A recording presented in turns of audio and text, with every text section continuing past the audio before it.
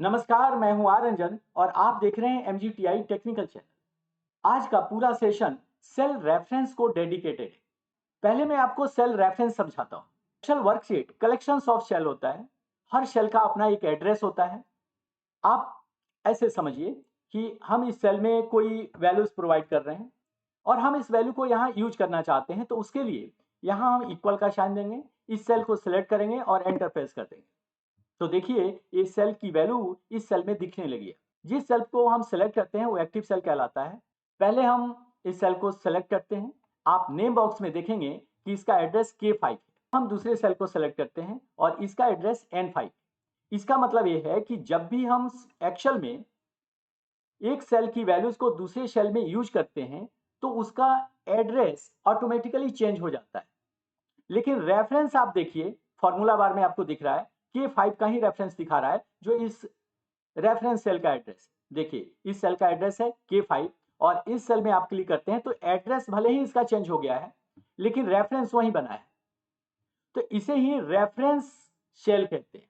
इसे और बेहतर समझने के लिए डिफरेंट टेबल आपके लिए लिया है, जिसमें 3 फील्ड्स आपको नजर आ रहे हैं और सेल्स वैल्यू आपको अलग अलग हमने दिया हुआ है, सो दैट कि हम आपको सेल रेफरेंस को बेहतर तरीके से समझा सकें। सेल रेफरेंस 3 तरह से एक्सेल में यूज किया जाता है।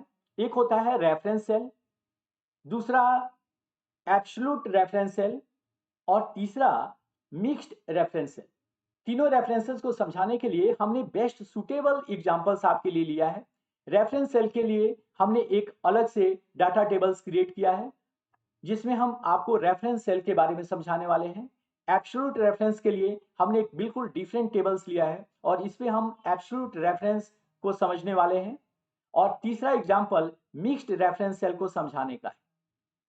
पहले रेफरेंस को अच्छी तरह से समझ लेते हैं, फिर हम इस एग्जांपल्स को बेहतर तरीके से समझेंगे।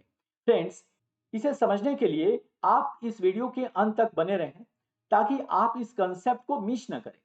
देखिए, टीम 1 में कुछ सेल्समैन हैं जो अलग अलग आइटम सेल कर रहे हैं और इनके सेल्स अमाउंट हैं। अगर मैं इसको कैलकुलेट करूं, इसका सम फाइंड करूं, तो यहां से सेल वैल्यूज लेकर के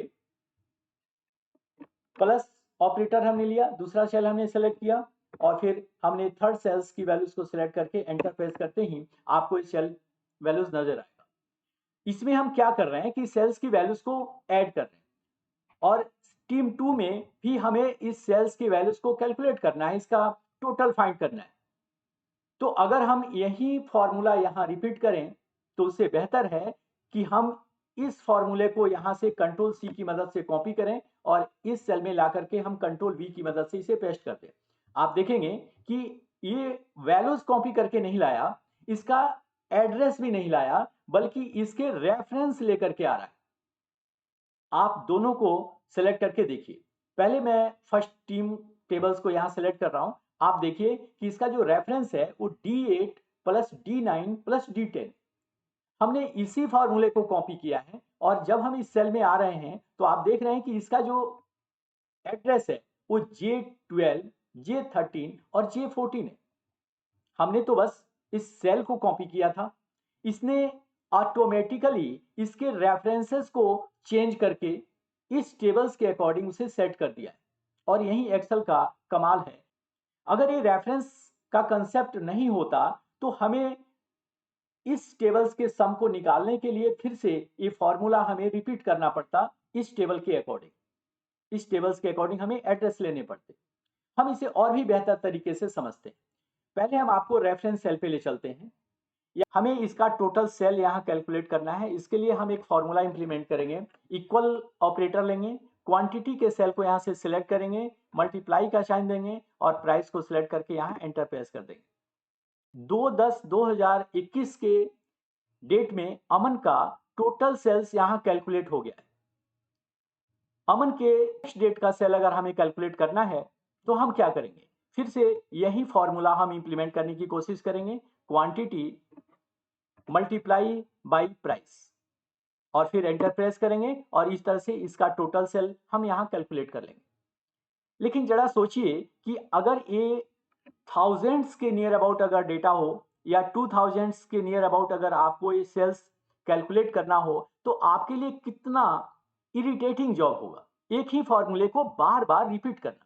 अब आपको सेल रेफरेंस का कंसेप्ट बिल्कुल समझ में आ जाएगा। आपको बस फर्स्ट सेल में फॉर्मूला इंप्लीमेंट करना है, वैल्यू कैलकुलेट करनी है।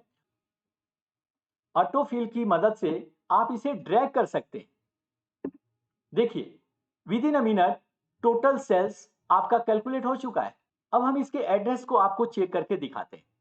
देखिए, हम फर्स्ट सेल को सिलेक्ट कर रहे हैं और इसका एड्रेस है D3 मल्टीप्लाई बाई E3 का मतलब पहला सेल है, और E3 का मतलब है प्राइस का पहला सेल, और ये एड्रेस आपको यहां दिखा रहा है D3 और E3। लेकिन जैसे आप सेकेंड सेल पर क्लिक करेंगे तो यहां D4 और E4 आपको नजर आ रहा है। इसका मतलब है कि एक्सेल ऑटोमेटिकली इस सेल के रेफरेंस को चेंज करता हुआ आगे बढ़ रहा है।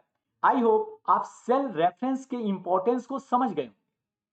अब मैं आपको एब्सोल्यूट सेल के कंसेप्ट को समझाने के लिए एक डिफरेंट एग्जांपल्स पर लेकर के चलता हूं। रेफरेंस सेल की मदद से हम इस अमाउंट को कैलकुलेट कर लेंगे। देखिए, यहां अब हम डिस्काउंट कैलकुलेट करने वाले हैं। इक्वल का साइन लेते हैं, टोटल अमाउंट के ऊपर कैलकुलेट करने वाले हैं, तो टोटल अमाउंट्स को हमने यहां से सिलेक्ट कर लिया है। मल्टीप्लाई का साइन दे रहे हैं और यहां से 5%, चूंकि हमें डिस्काउंट कैलकुलेट करना है तो यहां से हम 5% इंप्लीमेंट कर देते हैं, और फिर कंट्रोल और एंटर प्रेस करके आप देखेंगे कि आप डिस्काउंट कैलकुलेट कर चुके हैं। अब यहां समझने वाली बात यह है कि आप फर्स्ट सेल को पहले क्लिक कीजिए और देखिए इसका एड्रेस E3 है, मल्टीप्लाई बाई 5% लिखा हुआ है। अगर आप दूसरे सेल को सिलेक्ट करते हैं तो यहां इसका एड्रेस E4 है, मल्टीप्लाई बाई 5% है। तीसरे सेल को अगर हम सेलेक्ट करते हैं तो इसका E5 है। इसका मतलब है कि सेल के एड्रेस तो बदल रहे हैं लेकिन एक वैल्यू कांस्टेंट है जो 5% है। अगर भविष्य में मुझे डिस्काउंट के परसेंट को बढ़ाना हो या कम करना हो तो फिर एंटायर सेल में आकर के हमें इस वैल्यू को चेंज करना पड़ेगा। अगर हम चाहते हैं कि किसी एक सेल रेफरेंस की मदद से हम वो वैल्यू चेंज कर पाए तो वो कंसेप्ट है एब्सोल्यूट सेल रेफरेंस। इसके लिए हमने यहाँ डिस्काउंट के लिए अलग सेल बना रखा है और यहाँ हम चाहते हैं कि जो भी परसेंटेज हम यहाँ इंप्लीमेंट करें एंटायर कॉलम पर वो परसेंट ऑटोमेटिकली एक ही बार में इंप्लीमेंट हो जाए। तो आपको अब एब्सोल्यूट सेल रेफरेंस को यूज करना होगा। उसे कैसे यूज करते हैं चलिए सीखते हैं। पहले हम इस सेल की वैल्यूज को सिलेक्ट करके डिलीट कर देते हैं और फिर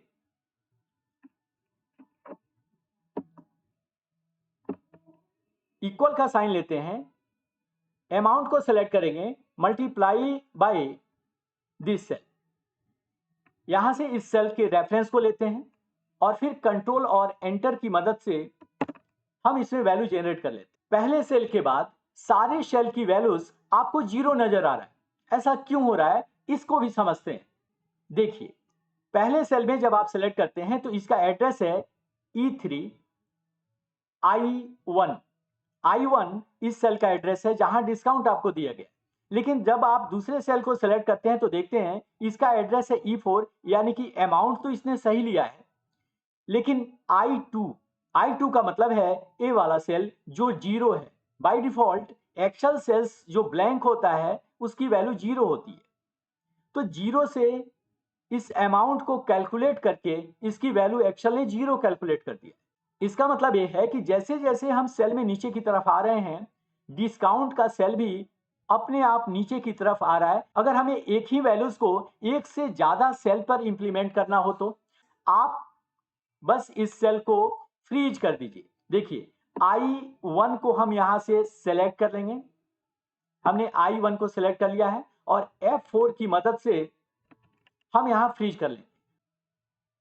अब आप इस वैल्यू को फ्रीज कर चुके हैं। आप यहां एंटर पे क्लिक कर दीजिए और अब देखिए कि ये सारे वैल्यूज आपको कैलकुलेट हो गए हैं, क्योंकि ये जो 5% डिस्काउंट आपको नजर आ रहा है ये सारे सेल के लिए फिक्स हो गया है। यहां भी देखिए I1 आपको दिखा रहा है। यहां भी अगर आप क्लिक करें तो यहां भी आपको I1 दिखा रहा है और एंटायर सेल में आपको I1 दिखा रहा है। आई होप आप ये समझ चुके होंगे एब्सोल्यूट सेल रेफरेंस के क्या फायदे हैं। और अब हम टोटल कैलकुलेट कर सकते हैं।